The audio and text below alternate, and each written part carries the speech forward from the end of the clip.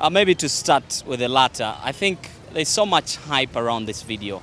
I mean, when you look at the people who are really affected by the problem, the Ugandans, I mean, it's 16 years Uganda has been plunged into a war by Kony.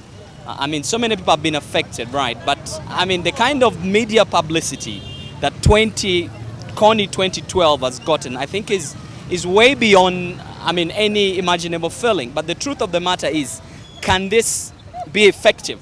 I mean, for crying out loud, honestly, Ugandans have suffered so much, and none of these guys really came to the rescue when people were dying. I mean, when you do a video like this, I mean, so many years after the war has actually ended, you're actually, I mean, playing double standards. I'm personally, I don't believe in the frenzy, because I believe it's a facade. I believe there are a couple of people out there who have chosen to make money out of this whole thing.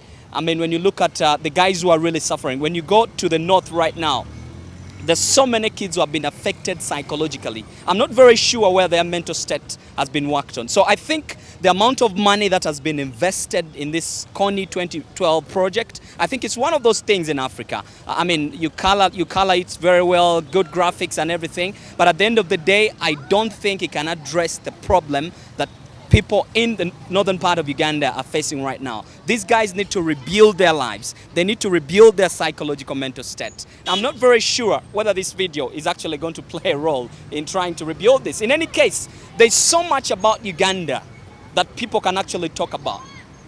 I mean, this is a very negative thing as far as Uganda is concerned. Of course, they claim that they want to make Kony famous. And then what? I mean, the guy is known by everyone in Uganda as a criminal. Face it.